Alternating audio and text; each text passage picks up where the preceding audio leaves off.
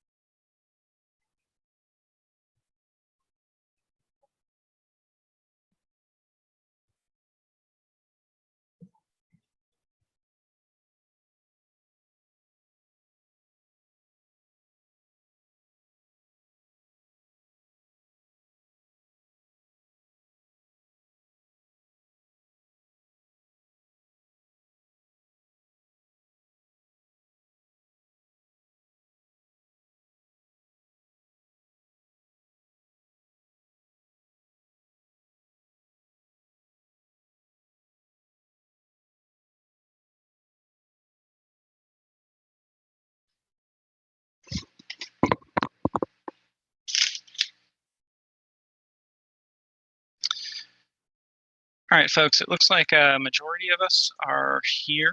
We'll let people continue to file in, but I think, to respect everyone's time, we should probably get started.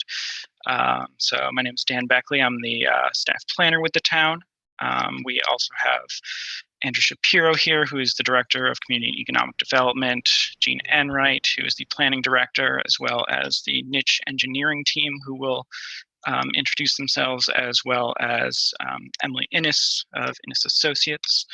Again, thank you all for being here. This is going to be our first public meeting on the Route 125 corridor study. I will get into the study in a little bit, but first I'm going to turn it over to John Michalak and Brian Creamer to discuss sort of the how to function in Zoom, I guess.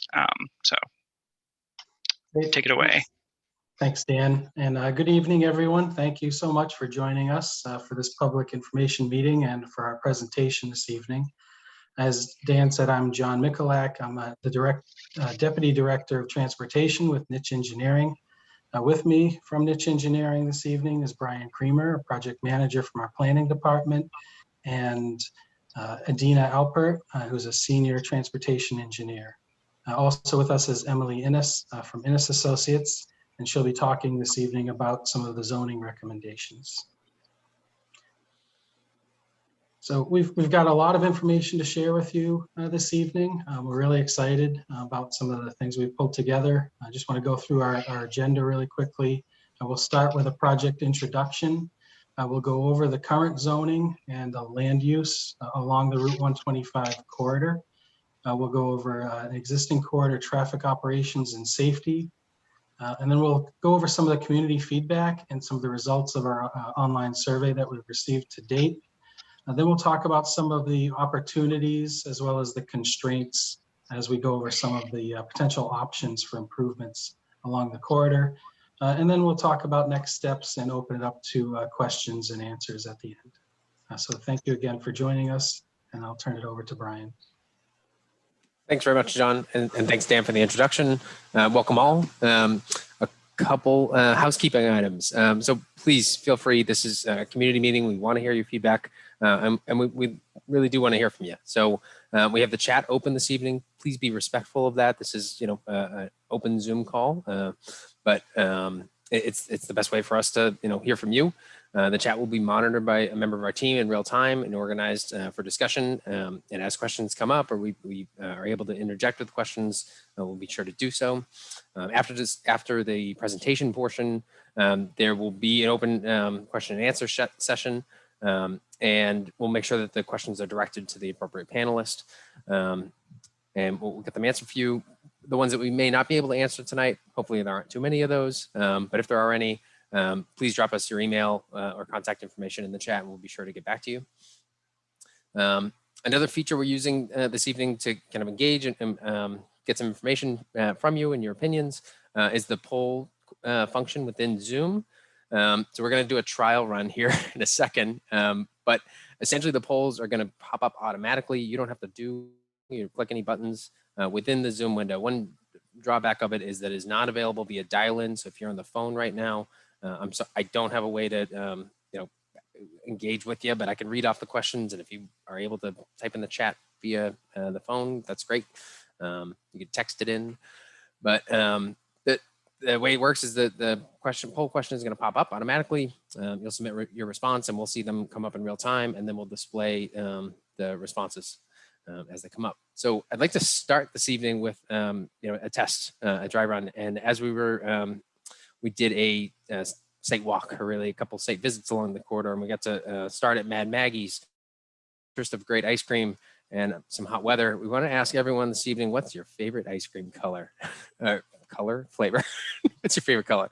What's your favorite flavor of ice cream? So Dan, if you wouldn't mind activating that poll, or if I have the ability to, there it is.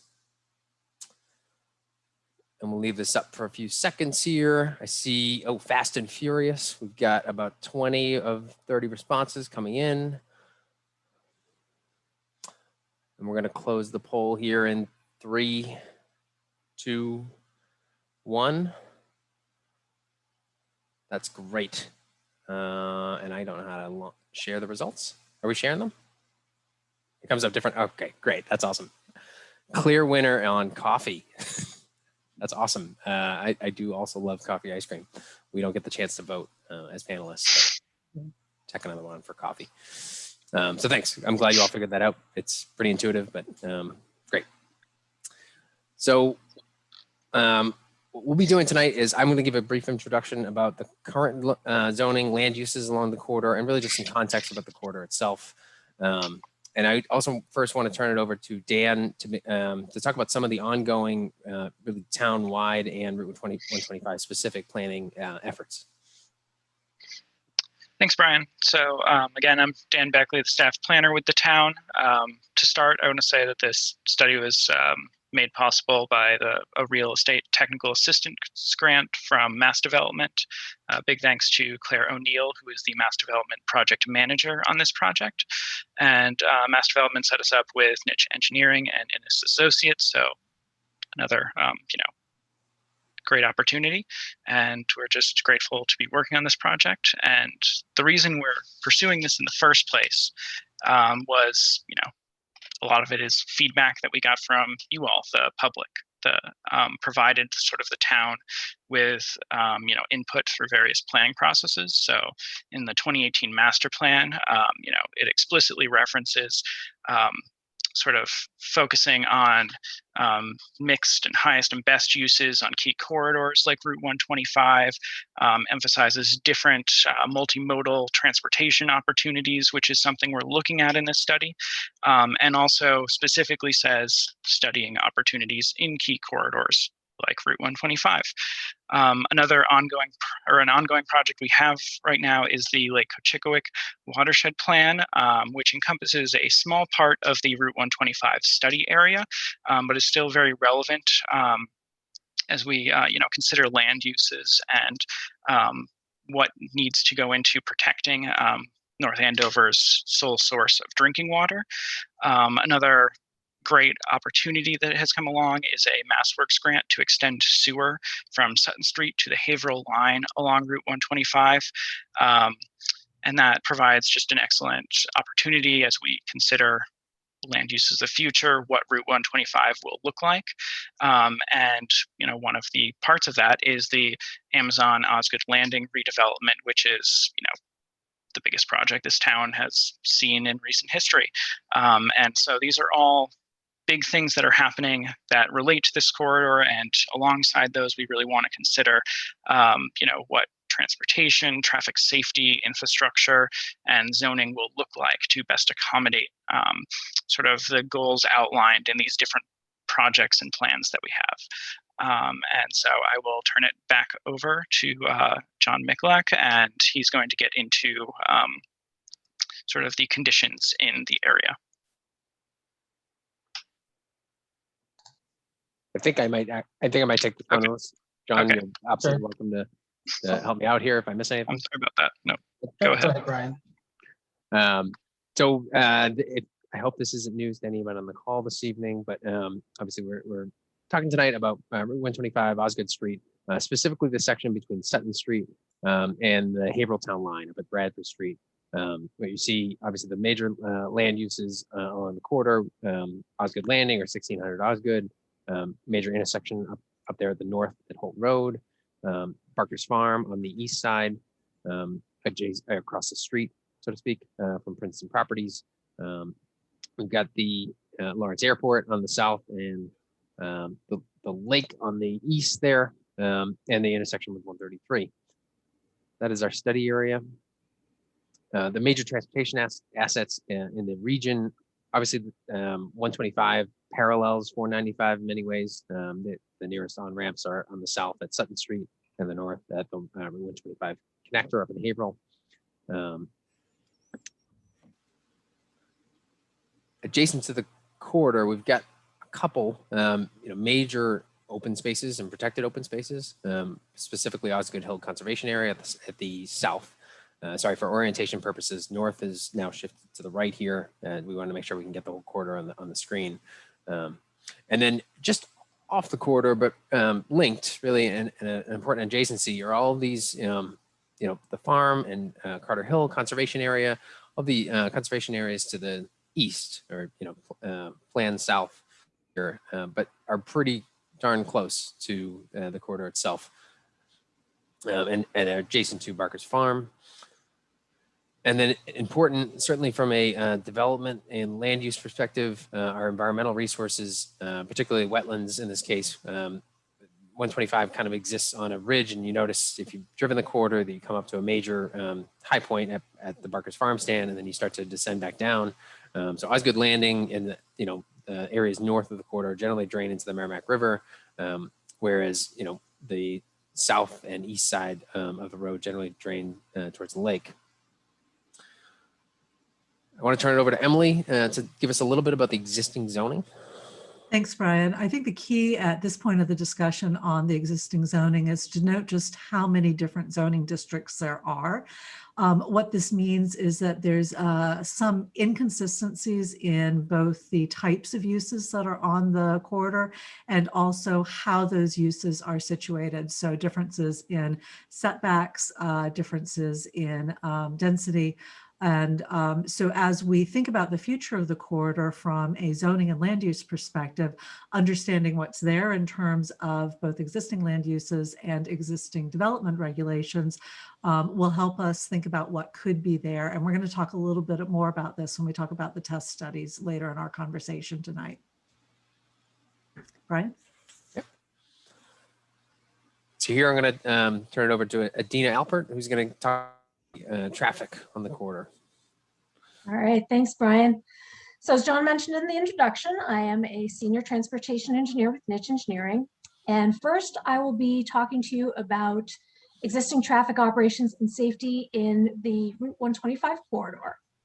So based on both our traffic model of the corridor and reports from the town and residents, there's generally little vehicle congestion in the corridor currently, even during the weekday morning and evening peak traffic periods. We developed a model for the intersections in the corridor using Synchro software. The model indicates that there are a few turning movements at the corridor's intersections that have capacity or delay issues. Perhaps you've sat at one of these intersections and experienced these issues yourself. One of those issues is that the southbound lanes of Route 125 at Great Pond Road, Route 133, are over capacity in the morning peak hour, largely because left turning traffic going onto Great Pond Road doesn't have its own lane or its own signal phase. At the new traffic signal at Barker Street and the Princeton Properties main entrance, northbound vehicles turning left into Princeton Properties in the morning have some excess delay at that signal, likely due to having a red arrow for most of the signal cycle, or what's called protected only left turn phasing, where they can't turn even if there's a suitable gap in the opposing traffic. And at that same intersection, turning left from Barker Street to southbound Route 25 in both peak hours has a bit of an excess delay. And it's a similar story for the shared left turn through lane exiting Princeton properties, particularly in the evening peak hour. Then at Holt Road, which is unsignalized with just those flashing red and yellow lights, the left turn from Holt to northbound Route 125 is difficult in both peak hours, but the average delay is especially high at over 100 seconds in the morning peak hour. And given the land uses along Holt Road, traffic making that turn includes a significant number of trucks. Now, turning to traffic safety in the corridor, we've reviewed police crash reports for the most recent 3 years, from 2018 to 2020, to identify the problematic areas of the corridor with regard to safety. Over the entire corridor, we've identified 80 reported crashes.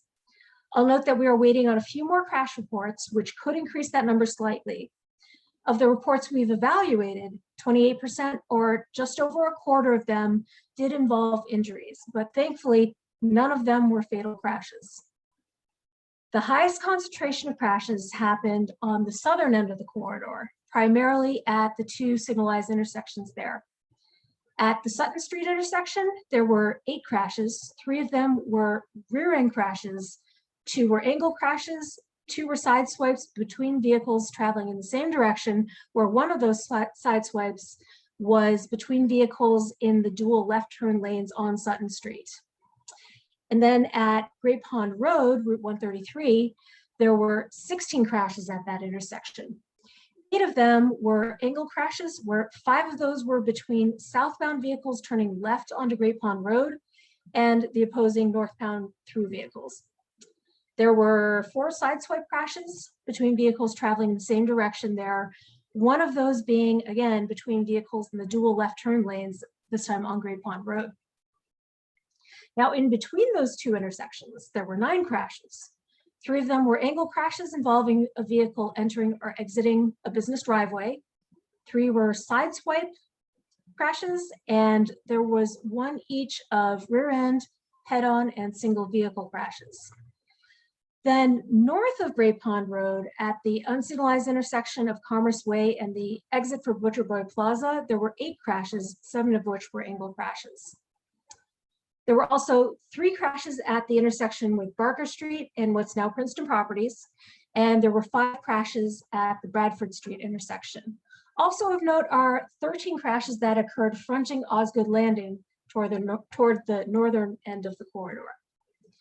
So based on the crash data, we now have plans to conduct a formal road safety audit, or RSA, with Mass DOT to review specifically the southern section of the corridor from Sutton Street to Commerce Way. The RSA will identify potential road safety issues and identify opportunities for improvements in safety for all road users.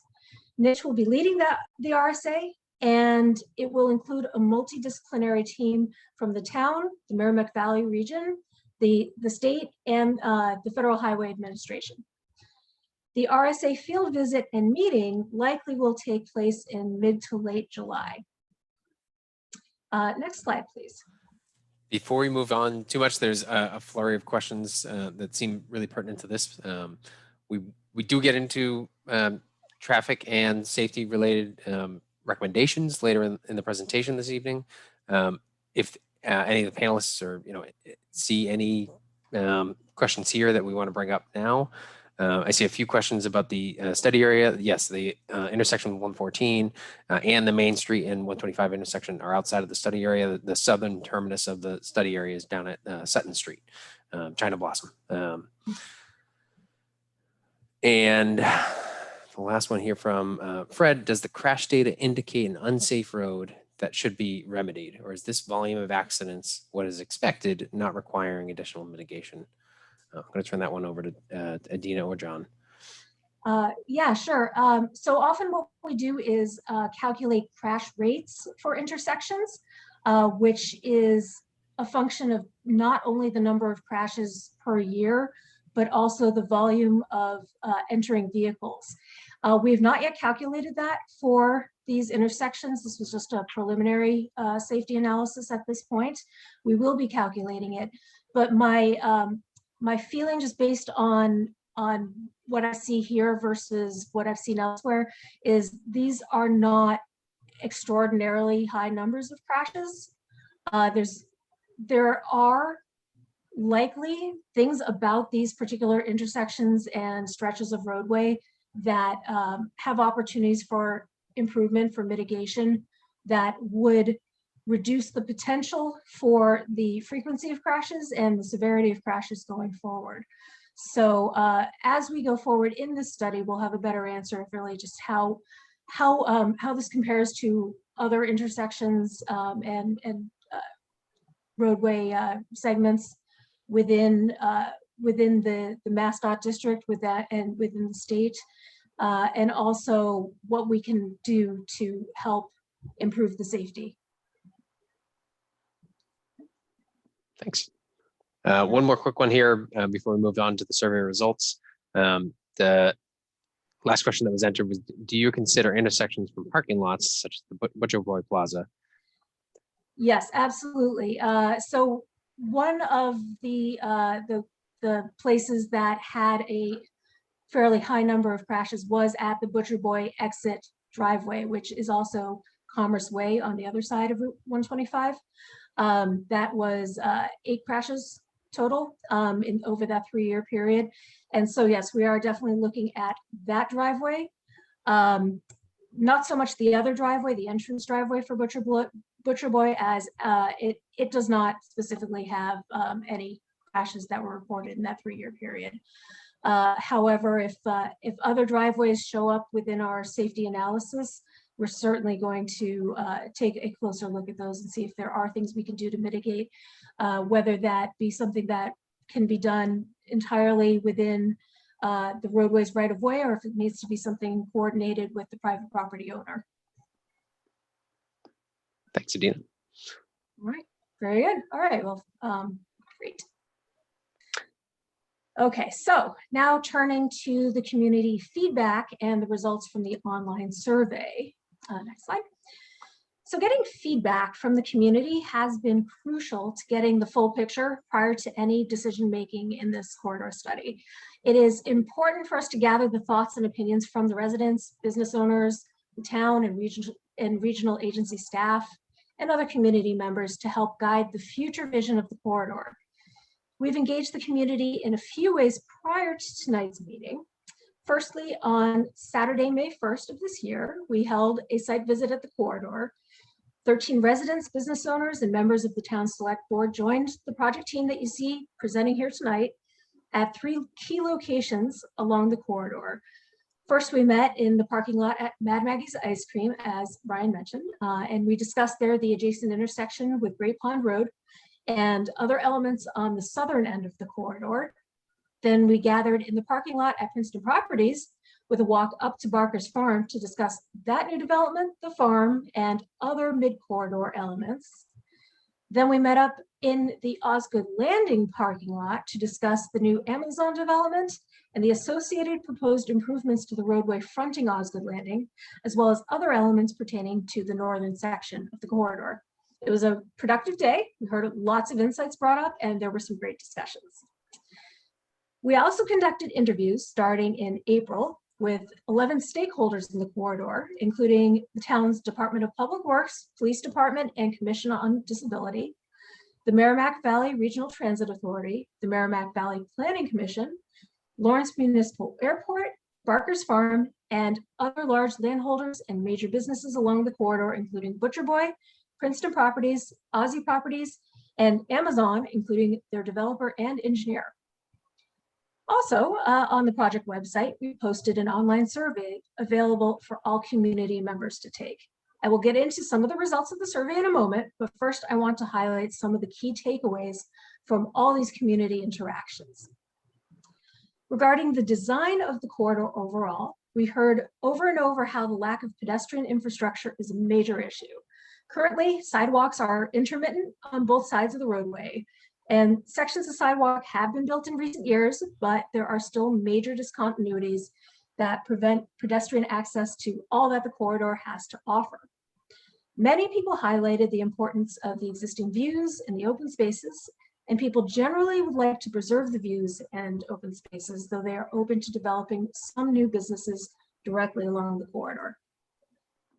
In terms of land use, many expressed a desire for more restaurants, preserving the remaining farmland and views, and focusing on mixed-use development rather than residential only.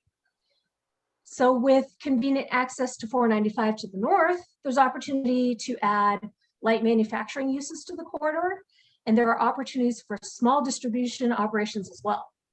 Also, with the sewer expansion project in the corridor, it will help restaurants and food service in particular, which can't use septic systems. So the sewer project opens up those opportunities within the corridor as well. Next slide. On to the survey results. First, I want to note that we had 116 people respond to the survey, which we're very pleased with. It provided a broad range of opinions and ideas, which is terrific. Next, please.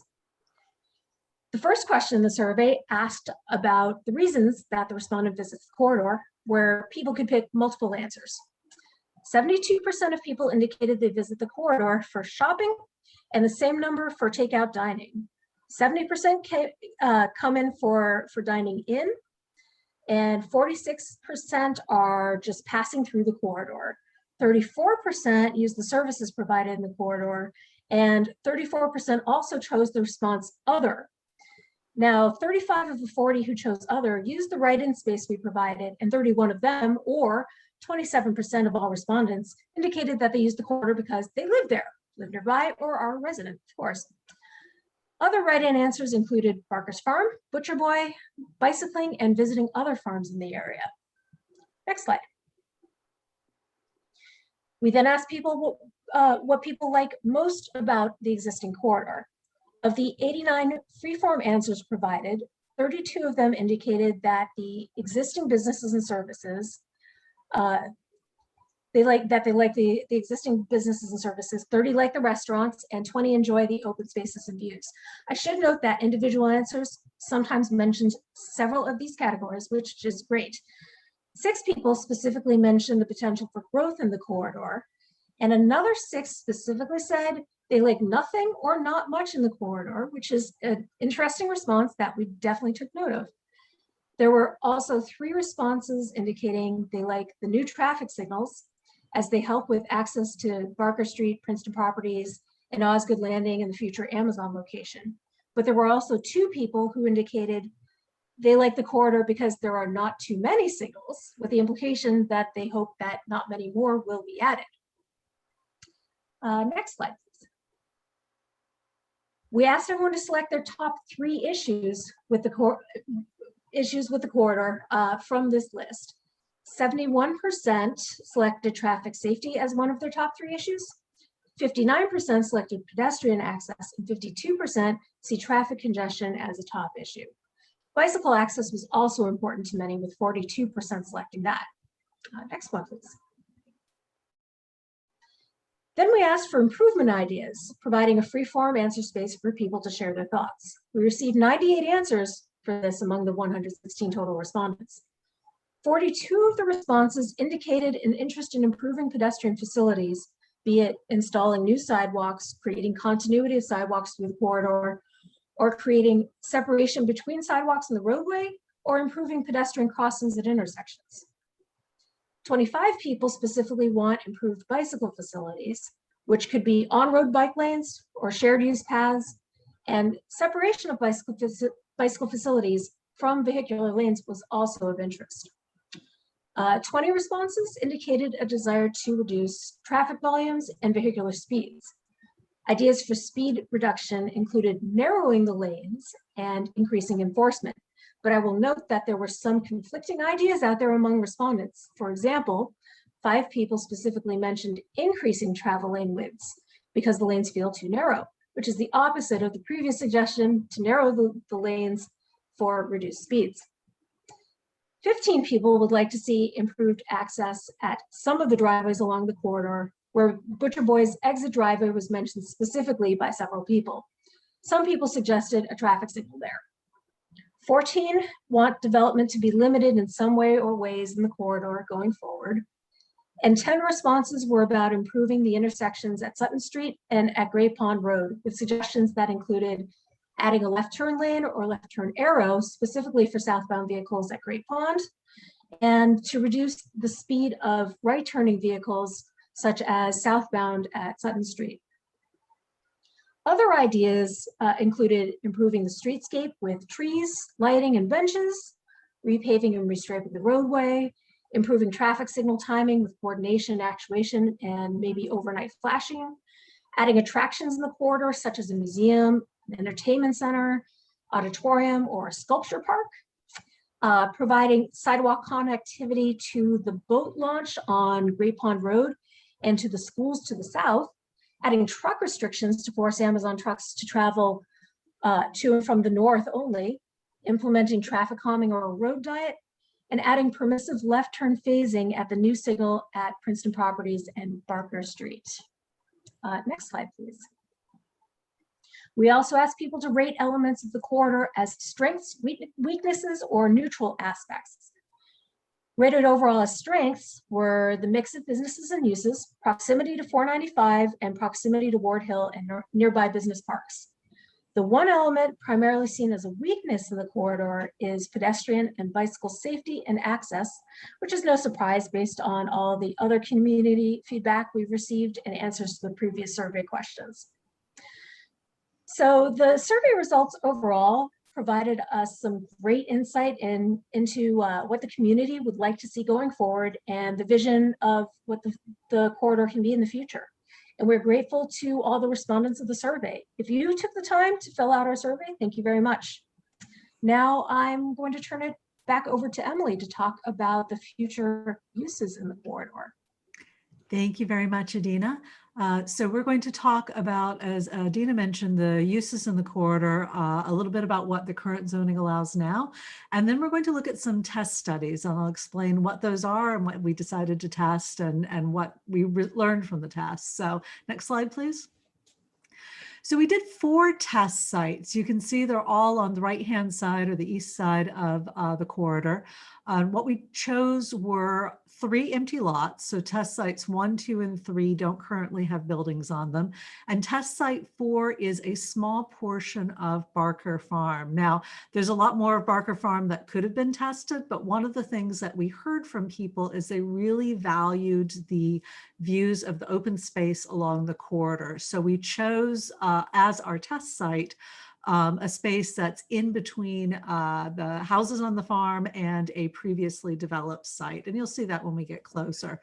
I should say, as we're talking about test sites, it's really important to understand that these are just for illustrative purposes only. When we do a test site, what we're trying to do is see what the current zoning allows and what would happen if we change the current zoning to match up with other options. And I'll talk about what we've changed and why we've changed it as we look at the sites. But just for now, see where they are and just note that they're relative to positions on the corridor. Next slide, please.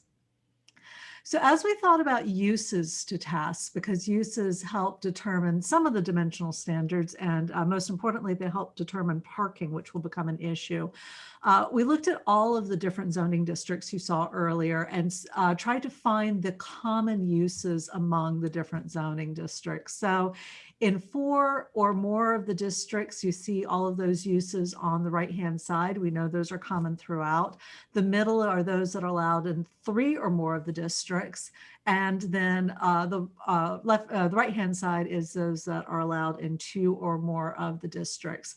The ones that are bolded in color are the ones that we chose to test. The key here, and the reason we're looking at commonality of uses, is we're trying to decide through this study whether or not there's a single zoning district that could cover the entire corridor, or whether we do need to continue to keep multiple zoning districts and what that might mean. So in terms of our test fits, we did 3 separate scenarios, identifying first by use and then looking at what that would mean. So the first scenario you're going to see in a minute is light manufacturing. And light manufacturing was chosen because of some of the stakeholder interviews that we had. There were some interviews that indicated that there might be a demand for light manufacturing. And so we wanted to look at what that meant in terms of the relationship along the corridor. Now, it's a test fit, which means that not all of these sites would transfer over to light manufacturing. In fact, none of them might transfer over to light manufacturing, but it gave us a way of testing the requirements for light manufacturing to see if it would work for these sites. The second test study you're going to see looks at a combination of retail, restaurant, and office. Those are uses that are already in the corridor. It made sense to test them as mixed-use businesses or buildings rather. And one of the things that we heard in our stakeholder interviews is, given the other uses on the site, Amazon coming in, some residential that's already present and new residential coming in, that having more restaurant and retail options, maybe a little bit of office use to support them, could be an interesting use. And again, not all 4 of these sites would transfer to that. And then finally, and you see so you see those in the orange and the black for the light manufacturing, you see in the green residential use, and in particular, where such use is not more than 50% of the total floor space in the structure. The last scenario is actually all residential, which is not allowed, as you can see by this. And we tested that for a very specific reason. We do understand that there's a lot of concern about multifamily or increased multifamily in North Andover, and we appreciate that. The reason we're showing all residential for these test sites, we don't think it's going to, we're actually not recommending all residential. If we were going to recommend something, we'd recommend mixed use. But the reason we're showing it is because it has implications for some of the other dimensional standards, and it allows us to talk about those dimensional standards. So if you turn to the next slide, please. Before we break too close into the test fits, we do have a Zoom poll here. Make sure everyone's staying with us. And we want to honestly hear what you think about this before we show you how things fit on the site. So what we've got here is a question for you, the audience. As you think about the future of uses on the border, what type of uses would you prefer? Just starting to funnel in here, but light industrial and light manufacturing are, they mean the same thing. In this context anyway. Commercial, that includes office, restaurant, and retail. We've got about 20% of you who voted. So, we'll hold it open for another 10, 15 seconds here.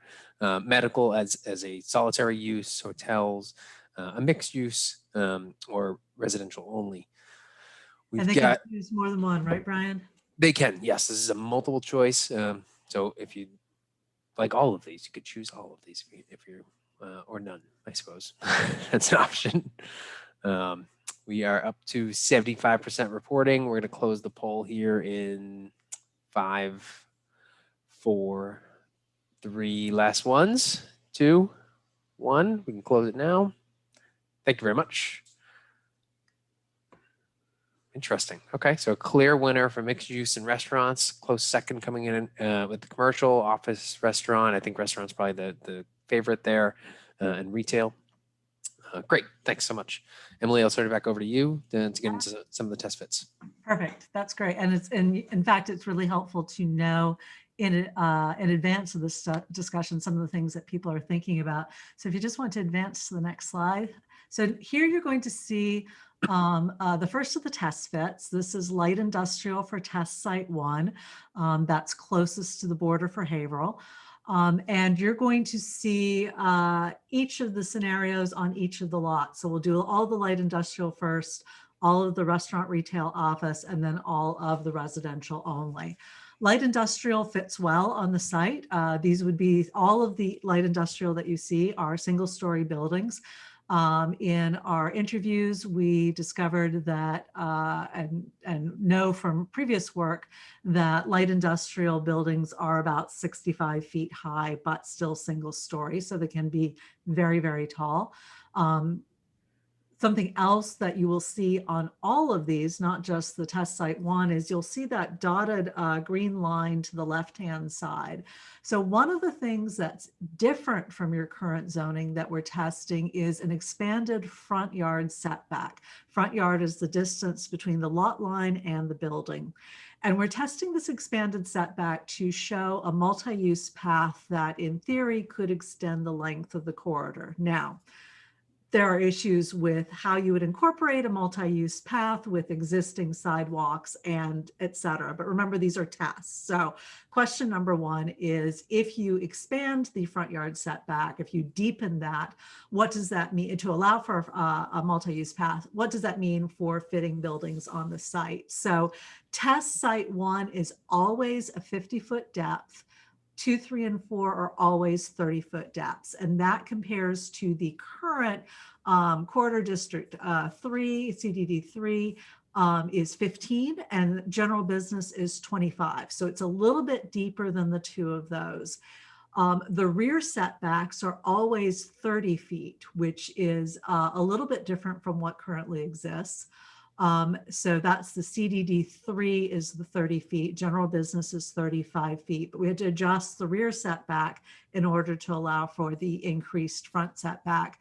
And then all of these are side setbacks, you can see up at the top, of 25 feet setback to the lot.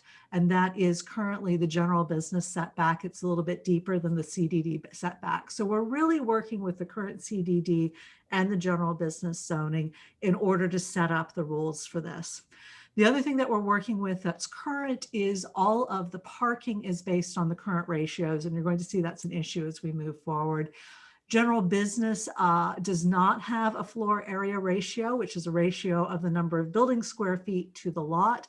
However, CDD 3 does. And so we've tested the buildings that we're showing here, or the plates that we're showing here against all of them. So if you just want to flip through, Brian, to the next one. So again, you can see that the shape of the building and its relationship changes, although this is a minimum 30-foot setback. Obviously, the building has to be angled slightly. These two buildings, 2 and 3, 3 is next, are quite close to each other. You can see that this one, the access really has to be from the side street rather than the main street, rather than from Route 125. You'll see as we go through these that the parcel shapes really make a difference in how we can lay the buildings out on the lot.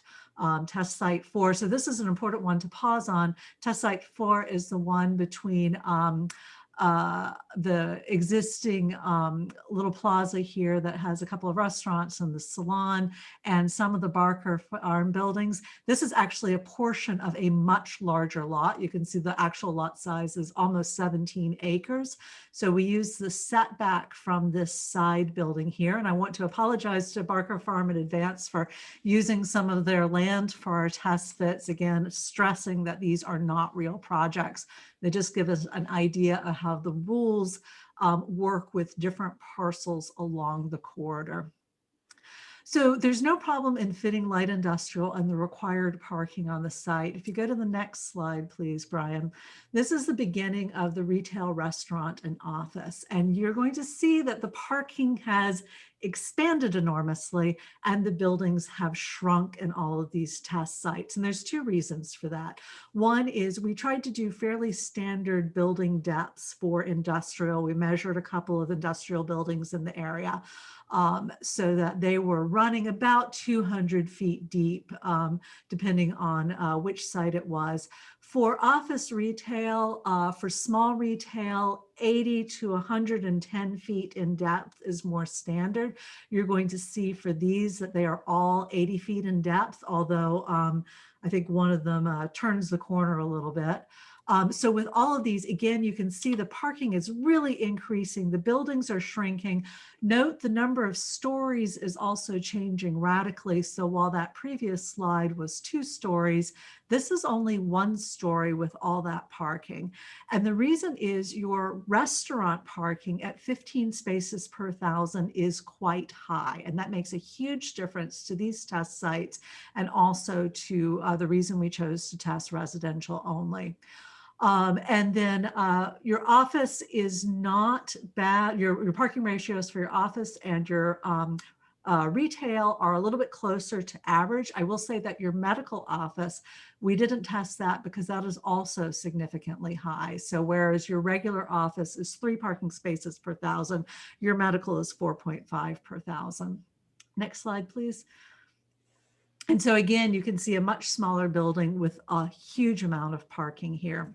So if you go to the next slide, this begins the test sites for the residential. Now, you're going to see a couple of 2-building sites. We were looking at Princeton properties to see, can you get that same feel of multiple buildings on a site, and what does that do? You'll also note that the parking fields in relation to the buildings feel a little bit different here. So the parking for the residential, it's 1 space per studio, 1.5 spaces per single bedroom, and 2 spaces for 2-bedroom and above. For the purposes of these test fits, we used roughly 1.5 parking spaces per unit because we know that there would be a mix in there. We also tried to leave room for an amenity space. You'll see one site in which that does not work. But the real key here is, in order to do a mixed use building with a restaurant or retail on the bottom, you can't park it and still get enough stories for the residential. So that became, or enough stories to make it actually worth building the building for the cost of the building. So again, for the desire to have mixed use in this corridor, which would frankly make a lot of sense, we're really going to need to look at the parking ratios to make that work. And Brian, if you want to flip through to the next couple of slides, and actually stop on the next one, if you don't mind, test site 3. Okay, so this is a perfect example. We got 2 3-story buildings in here. The buildings range 4 stories for the first 2, 3 stories for the second 2 test sites. You see 2 3-story buildings in here. Yes, you can park that, but there's almost no room for amenity space. And these are very blocky scenarios because they're just test sites. These are not actual architectural studies where we'd be capturing some space here and releasing it here. But just to give you an idea of how that would fit on the site. And then the final one, please. And again, this one has an L-shaped building of effectively 2 smaller buildings. Trying to introduce restaurant or retail in here, the parking becomes very, very tricky, and really makes it not really feasible based on the amount of parking you'd have to support those uses. And next slide. Sure. The next one we've got up here is a Zoom poll. I want to open it up if anybody's got any additional questions for Emily or any of us on these test fits. Please feel free to add them to the chat. So these are admitted, right? These are top-down plan view, 2D diagrams. We also understand that there's a lot to be said for thinking and understanding the corridor in 3D. Most of the buildings along the corridor are in the 1 to 2 story range, particularly in the southern end of the corridor. And what we found out in some of our stakeholder interviews, as well as some of our work on other projects, is that contemporary industrial uses are pushing higher. They are looking for in the magnitude of 65 feet in height. The contemporary restaurant uses may need ground floor height of as much as 20 feet to accommodate the exhaust systems, new mechanical systems. Think of the floor to ceiling height. If anybody's been into Bird and Wolf, it's a good example of a very tall new restaurant space, which is really good, by the way. It's just personal anecdote. So much of the height in the corridor is now restricted to 45 feet in most of the existing zoning. So of these 3 options here, would you be open to having a height of 65 feet for all uses? Would you be open to a height of 65 feet? Would you prefer to leave the height at 45, understanding that that may restrict certain uses along the corridor? I see we've got 70% have voted. Let's leave the poll open here for another 10 seconds. So I appreciate all of you that have hopped right on. And Brian, after that poll, there's one question I would like to address that came through on the chat. Okay, great. And we'll close the poll here in 3. Get your responses in now, 2 and 1. Thanks. Excellent. That's interesting to hear. Great. And go ahead, Emily. Yeah, thank you very much. So there was a question on here which Dan answered, but I just want to call it out a little bit because it's an important part of the discussion.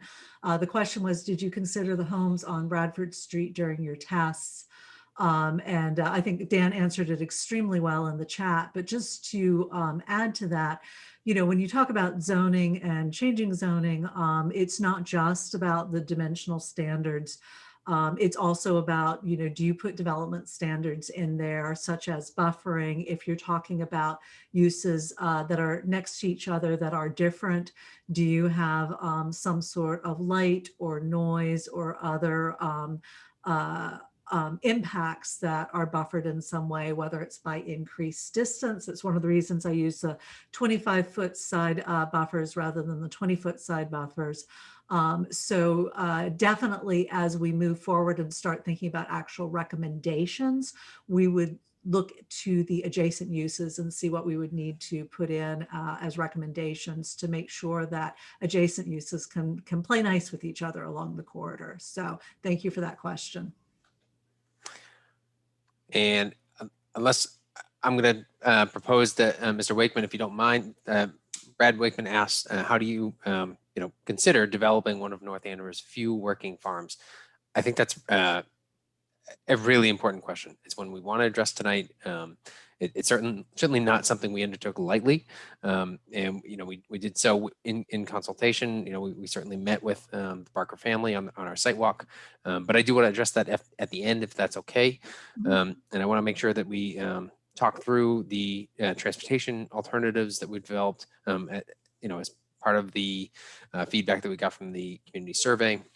And it's important to note that the transportation alternatives and recommendations that you'll see tonight were developed in concert with the land use, right? One can't happen without the other, but we understand how, you know, critical the access to each of these development sites and the existing sites along the corridor is, how important, you know, physically moving through, right? Not even necessarily stopping, but you know, getting 2 points south, mainly, you know, North Andover downtown, and points north, Haverhill, and getting out to 495 is. When looking at the corridor, we kind of broke it into four, you know, sort of five distinct segments. This is really based on density, land uses, and, you know, typology, how wide the road is and what it feels like, and really has a lot to do with speed as well. So the first section here that we're going to look at is Sutton Street to Commerce Way up to Barker Street. We also looked at the long section between Barker Street and Osgood Landing that includes the intersection at Holt Road. We did not take a specific look at the Osgood Landing, I mean, the frontage of Osgood Landing. That is intentional. That is part of the Amazon redevelopment. They have an extensive package of transportation mitigation design work that is largely set and has been approved. It includes many of the recommendations that we're going to make tonight. So we didn't take an additional look at that. And then we did take a look at the Osgood Landing to Bradford Street, that last you know, quarter mile, half mile segment between the old softball fields at Lucent and the Bradford Street intersection. What we also wanted to make sure that we looked at is the intersections themselves, because they are really the pinch points. They're where the most conflict is. Otherwise, traffic generally is mostly free flowing in between these spaces. So what you see tonight is mostly a focus on these intersections themselves. And what we did was we have three design options, three distinct alternatives for what the roadway cross section might look and feel like. And I want to get through each of them, and then we'll talk about them kind of collectively at the end. What you see first here is option one, an example in Cambridge. I don't know if anybody's driven through or towards Alewife, but or past Alewife, I guess if you're going south. But the typology here is generally to include sidewalks on either side of the road, include a shared use path on one side, and retain the existing 4 drive lanes. So in cross section, what that looks like is a shared use path, a small buffer on both sides of the road, and generally the exact same lane widths and roadway configuration on the road itself that you have today. What that looks like at Sutton Street is we retain the slip lanes, but what we do is we push north, I guess, yes, west, because north is to the right here. On that side to incorporate a shared use path. What we also looked at is maintaining that shared use path continuous along the entire corridor. Making sure that we're making those driveway crossings safe. Another really critical piece of this 133 intersection and the Commerce Way intersection is adding pedestrian crossings, dedicated signal timing, and crosswalks to really enhance that pedestrian and bicyclists' use of the corridor, their safety, and make sure that the opportunities for conflicts are minimized. What we've done here, I want to make specific note. You'll see this, green. I'll say park-like space. It's not necessarily a park, but it is green space. This is where you otherwise normally would, in the existing condition, take a right-hand turn and do what is known as a slip lane to get on from 125 north on to go north or east onto 133. We've taken some liberties in removing that and making this a true 90-degree four-way intersection. The intersection configuration up at Barker Street intersection, the new one with at Princeton Properties, is largely the same in this configuration because it is so new. Because the signalized intersection was recently constructed. We did add a dedicated left turn lane. Believe that's a new addition in this configuration, and certainly the width of the shared use path on the west side here is much wider than the existing sidewalk. Also, we took a look at the intersection with Holt Road.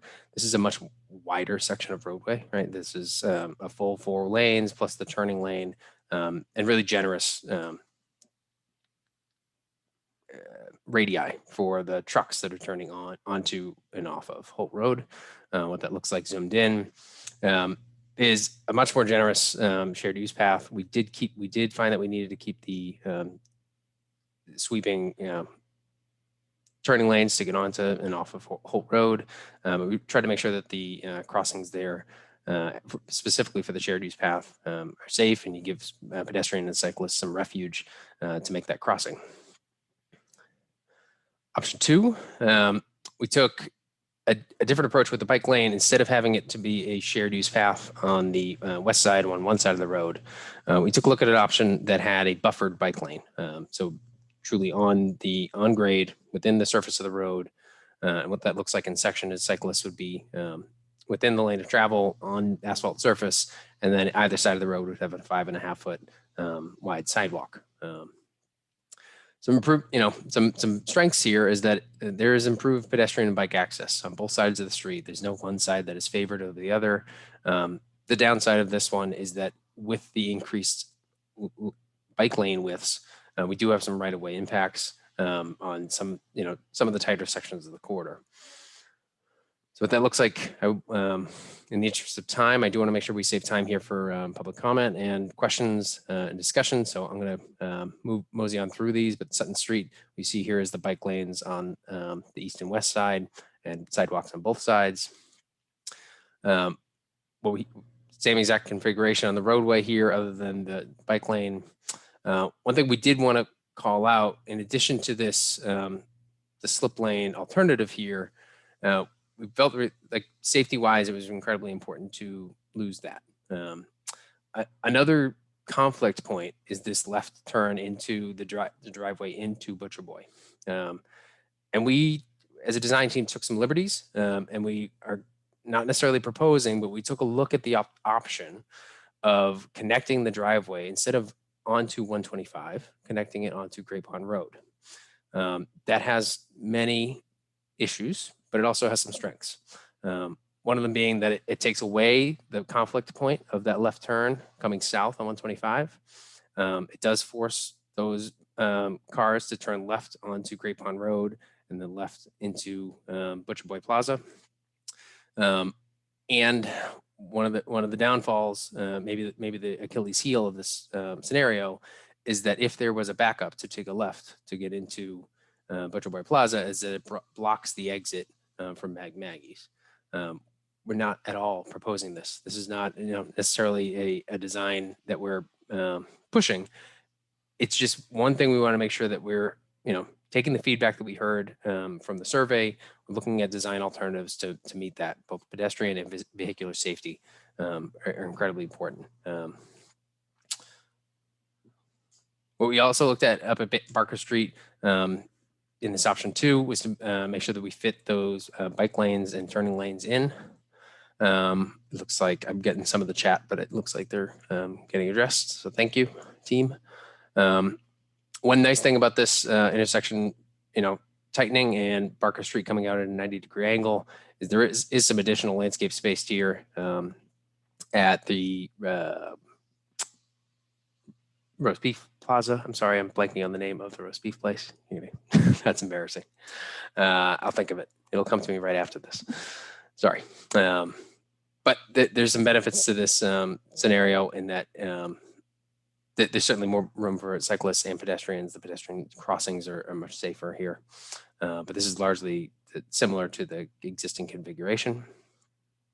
And then again, up at Holt Road, we found that we needed to take the bike lanes up and make the cyclist crossing very segmented here. This presents a challenge to the bike lane option where we couldn't necessarily make the case that we should continue the bike lane right on through because of the conflict with the slip lane.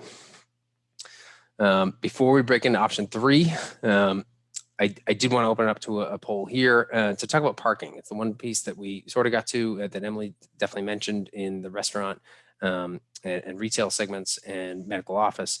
We want to hear your feedback on parking along the corridor. So parking requirements for certain uses, especially restaurant, are higher than other communities and restrict uses along the corridor. So would you be willing to adjust the parking ratios to be closer to current best practices for corridors such as Route 125? This is a yes, no, or not sure as the alternatives here.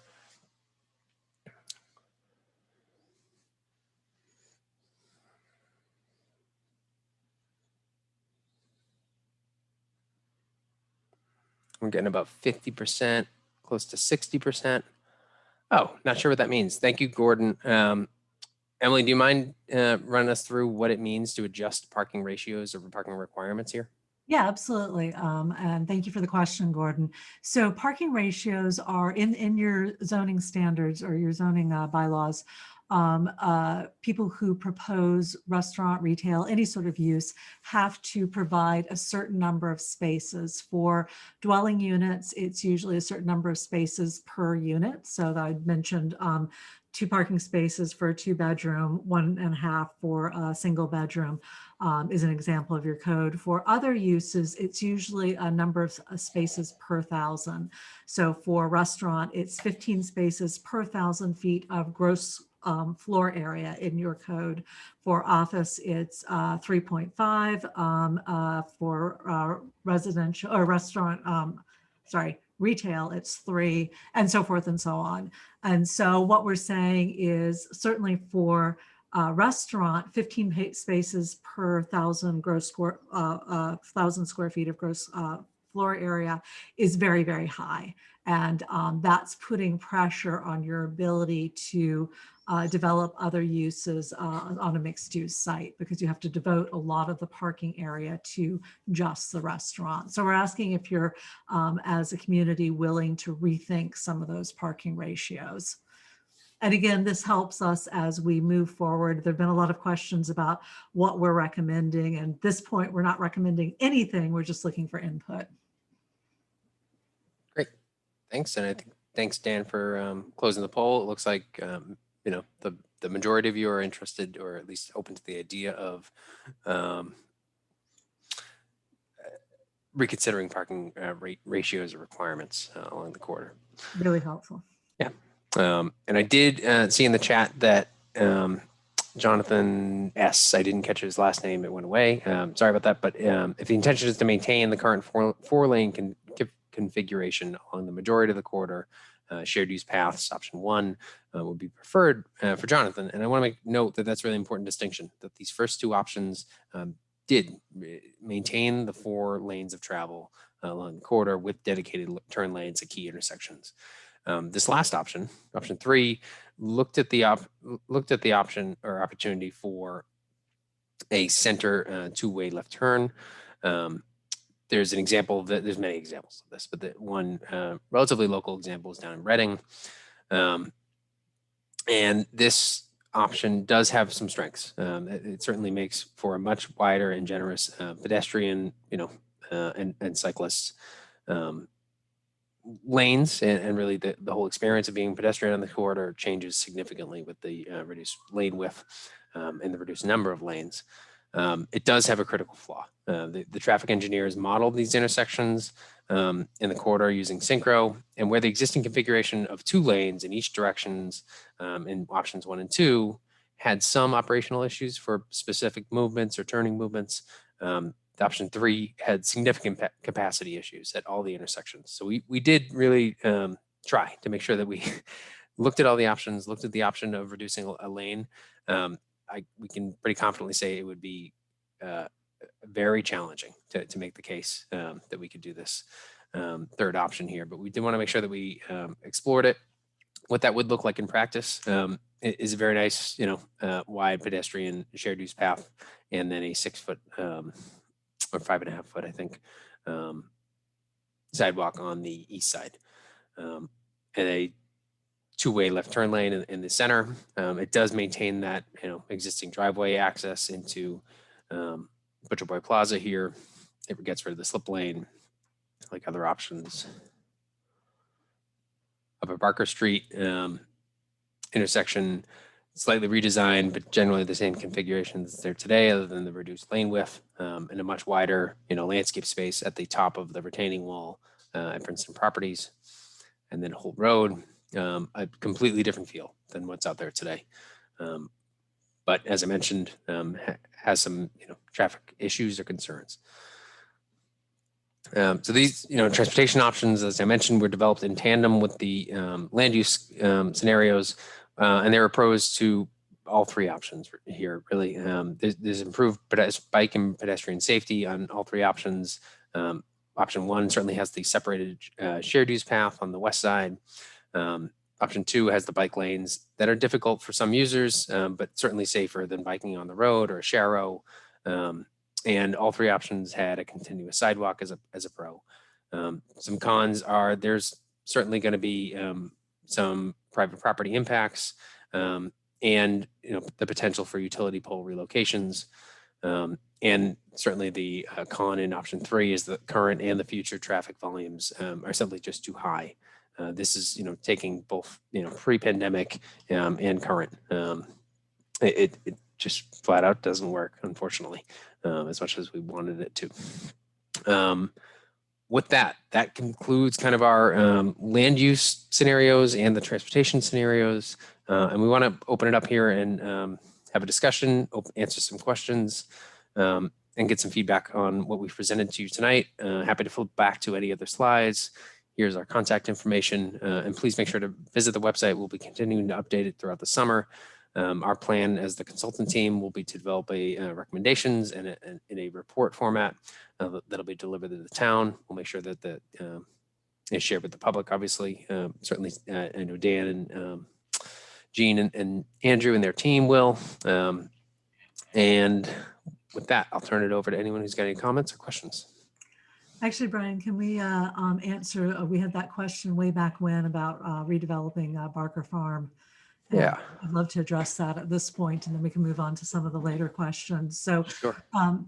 As Brian mentioned, we did speak to Barker Farm and asked if they'd mind if we took a corner to develop. You can see on your screen where actually the area that Brian is circling right now is the quite small portion that we borrowed for this test fit.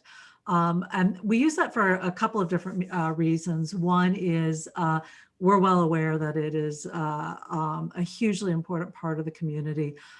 It's been here for centuries, and it is still a working farm, and those are pretty rare, especially in this part of Massachusetts.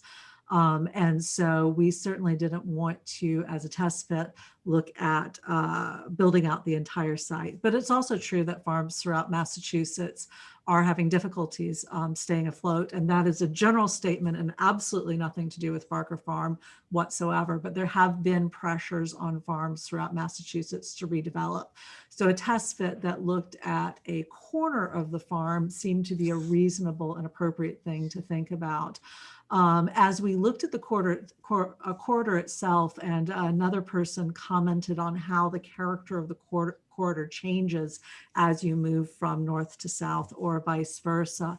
As you go north along Route 125, the views of the farm really open up as you approach the farm stand, and especially after the farm stand. And so in choosing where we might test something, this corner that was already next to a commercial development made sense for a test site. Now, somebody else had mentioned the impact of developing next to existing residential homes. Obviously, there's a couple of residential buildings on the farm already. There are all the houses off Barker Street. And that's what I mentioned, that idea that it needs to be more than just about dimensional standards. It also needs to be about what other requirements. And even there, that's a good point. That's our test site number 1. It does also back on to residential. So again, as we develop recommendations for the zoning, we would take those into account. But in doing the test fits, it's really testing just the dimensional standards. I want to, oh, go ahead. Sorry, Brian, maybe I'm sorry if I'm doing your job for you right now, I apologize. But I saw a question too that I thought maybe Emily could answer, or maybe in general, which is from Jeremy Young. He says, could you show how changing those parking per square foot changes would allow more mixed use and pros and cons? So maybe just if Emily could just speak in just in concept on, when you change the parking ratios, what that means for particular types of developments, and what that could, what the pros and cons of that could be. Yeah, absolutely. Happy to. So in terms of reducing the parking ratios, what that would allow is for more of the mixed use options. Again, right now, residential is only allowed as a maximum of 50% of a building. And that would assume that you'd have some sort of commercial use in the rest of the building, whether that's retail, restaurant, or office. Because the ratios were so high, it didn't really work for that. You would have such a postage stamp of the building that it wouldn't be worth developing. You would just have a blank lot instead. So what we'd be looking at doing, and it's encouraging to hear that people are open to that discussion, is what ratio makes sense, given the fact that this is a corridor and not a downtown. So you're not going to be looking at downtown parking ratios, but what parking ratio, what number of spaces per 1,000 of use makes sense in this area and would allow the mixed use development that seems to be preferred by not just more of the people on this call, on this meeting, but the people that we heard from in the survey and also in the stakeholders. So that's what that does. And what happens is there's a balance between the space used for the building, the space used for the parking, and the space used for open space. And so if you're required to use too much space for parking, you don't have enough left for the building or the open space. And that's the real problem. It's striking that balance. I wanted to respond to a question that came in from Jeremy Young. Unless there's anything else on that topic, sorry. All right.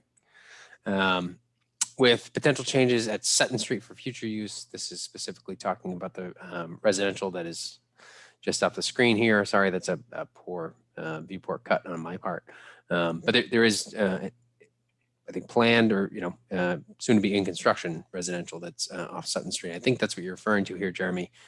Is that factored into these recommendations for transportation use? I believe it is. The residential there, Adina, correct me if I'm wrong here, but I believe we had those the traffic report for that and the Osgood Landing site. I'm sorry, which site are you referring to? The residential, I believe it's the Portuguese American Club, but I could be wrong about that too. Knights of Columbus. It's the KFC. Minco project. Got it. Thank you. Yeah, I don't recall offhand if we have that study. Okay. So it looks like, Jeremy, I might have to get back to you on whether that was incorporated.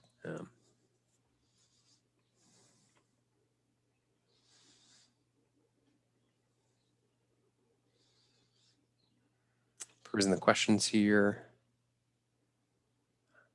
Ones I'm seeing have been addressed.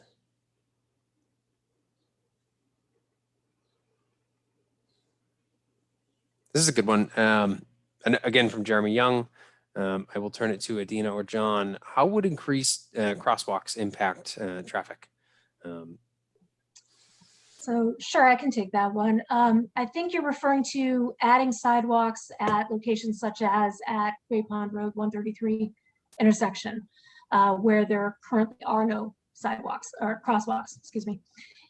And to do that, we would have to add pedestrian phasing to the signal, of course.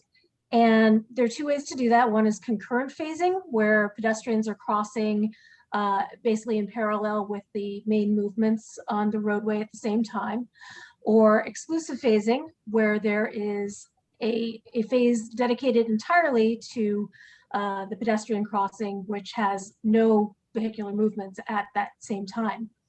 And specifically looking at that intersection at Great Pond Road, we would have to use exclusive phasing based on the way that vehicles, like if you have your westbound vehicles on Great Pond Road, the main movement there is the left turn.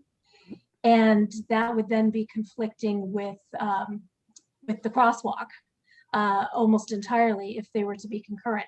So in adding an exclusive pedestrian phase like that, yes, you are adding, well, really you're reducing the amount of green time per cycle that each of the vehicular phases have in favor of the pedestrians having some time, which reduces the capacity of the intersection for those vehicular movements. So it certainly does have an impact on traffic. When we did our model for the future scenarios with options 1 and 2, well, for all the options, they included that exclusive phase, and for options 1 and 2, it still worked reasonably well. It didn't impact it so greatly that it made the idea of adding pedestrian facilities crossing the road there something that just wouldn't work. So yes, there's an impact, but no, it would not be anything that would be a deal breaker.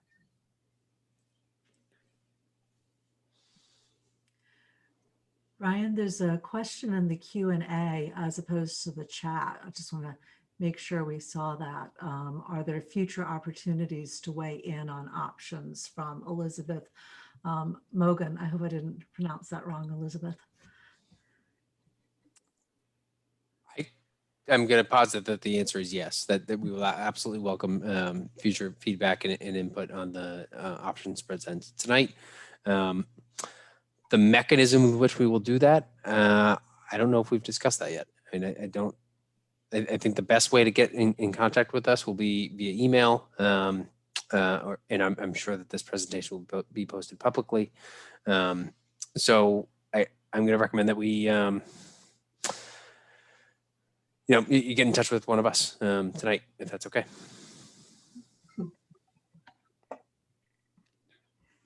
Be sure to put that slide up with our contact information, put it back up at some point before the end of the I will do. Meeting. Yep. Thank you. Any other questions others want to address? There's a question at the end that I don't think we fully addressed. And if we did, my apologies. I was scanning all the other comments, but it was, did we consider development on the Haverhill portion of 125 such as the proposed project at DeBurrows? And when adding development to 125, do you consider the additional traffic that it brings to nearby streets, such as Barker Street, Bradford Street, Sutton Street, et cetera? Well, the response to the first portion of it is, unfortunately, it is outside of our study area, right? The study area did stop at the Haverhill City line. We do understand that there are development pressures within Haverhill that will impact the North Andover portion of 125. But those traffic reports were not specifically incorporated into the study tonight. As for the second portion of that question, when adding development to 125, do you consider the additional traffic impact that it brings to nearby streets? I believe, and John and Dina, let me know if I'm wrong here, but I believe the answer is yes. Certainly, we understand that functionally what happens, right, when there's traffic on a major corridor like 125, people are very resilient and find a way around. You usually will find the back road. That is the unintended consequence of traffic. So yes, the intent here, particularly at the intersection redesigns, is to make those movements a little bit tougher. It's also to increase pedestrian cyclist safety. But yes, we do understand that with increased traffic and development, there may be some impact on side streets, essentially, or other ways to get to that same destination.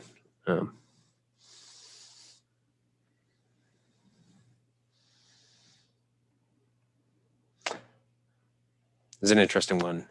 Would there be a cascade effect at various intersections when adding crossings at as the new developments kind of come online, such as the police station in Amazon, Princeton properties, and Barker Road, Holt Road, et cetera. So I think what the core of the question is asking here is, if and when potentially that these developments come online, how are the impacts compounding? I will ask one of my fellow panelists to help me answer that one.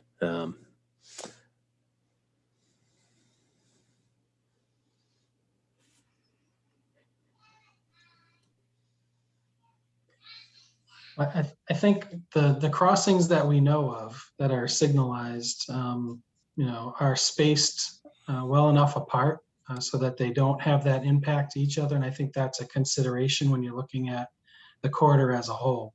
You need to make sure that they're spaced apart and each signal can operate without having a backup that affects the signal before it. So if there are, future developments, they'd have to consider whether or not it's at a location where you would want to introduce a new crossing, or if it's close enough to an existing signal, then people would be expected to use the crossing that's already established at one of the signalized crossings.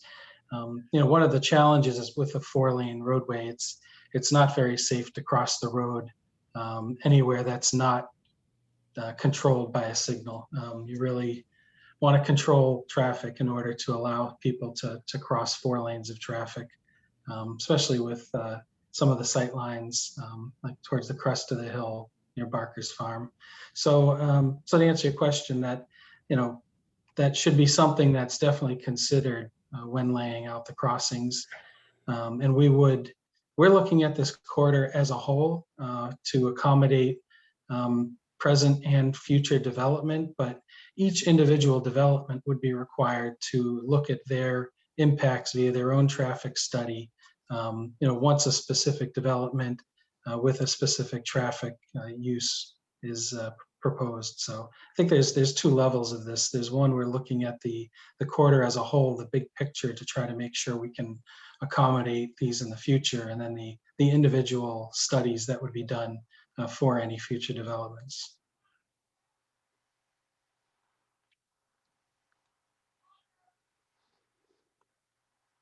I did want to address a question from Gordon Ross about the specifics of the Sutton Road, China Blossom intersection, specific to the south side of the road. The short answer here is yes, that the draft ideas, particularly in option 1, involve shifting the roadway towards the north side. That's where you have the most available space within the state highway layout and within the right of way. for adding pedestrian and bicycle facilities, adding them to the east certainly presents tree removal, grading, many challenges. Right? We did not. This is not a design study, so we didn't get to that level. We just recognize that there's a concern and really a valuable asset in open space that we want to make sure that we protect on that the east side of the road, or page bottom here where my mouse is, with the cursor rather, mouse. And so yes, the solution was to shift things to the north, west screen north.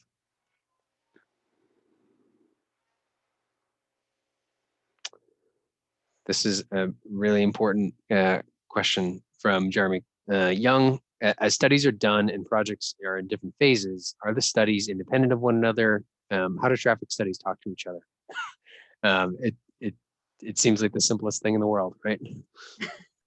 Right. So the way that those are usually handled is as projects are proposed to whatever permitting board they need to apply to, any projects that are already proposed in that way are accounted for in any subsequent traffic studies for any upcoming developments beyond that. And so it's really just in the order that they're received at that point. But ultimately they're all accounted for in that way.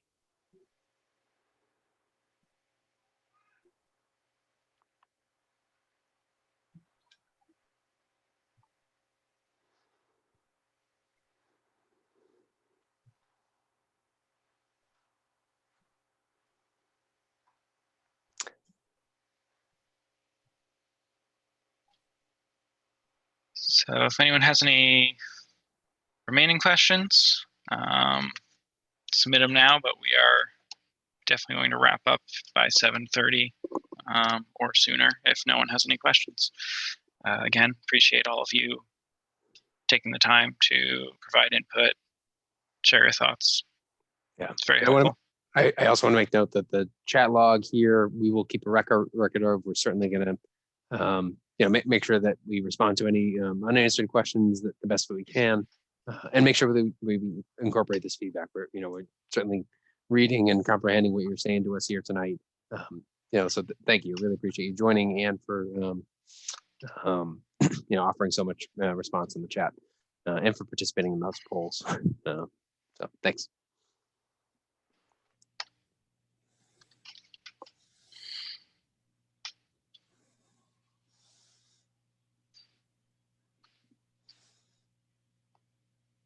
And I want to apologize for Bella's roast beef. Sorry for forgetting that Bella's was there earlier. I'm going to make sure I go get a roast beef sandwich very soon.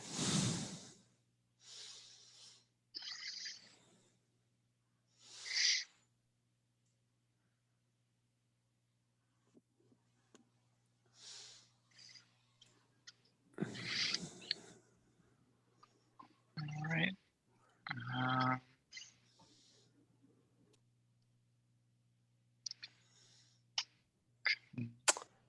It's a fair question. What is the next step? I said I would share our contact information. Thank you, Kathleen. Let me skip over to that.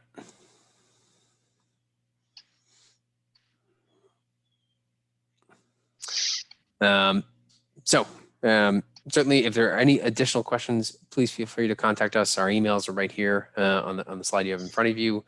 Please make sure to check back in with the project websites. It is on the certainly on the town's website under the, is it community development or is it under plan? I think it's under community development and not under planning. Dan, let me know if I'm wrong here. I am going to have to double check that. No, it's in the link. It's the community and economic development page has the Route 125 corridor study. And it also has the link to the Route 125 corridor study project page. And yeah, the next step specifically after this meeting is to compile these results, compile the feedback that we've received from you and previous engagement pieces, work with the town to come up with some recommendations that make sense over the near and long term. We want to make sure that this works, both in the face of development pressures that are, ongoing over the next 2, 5, 10 years. And it's, these improvements and recommendations last into the future. That is our next step.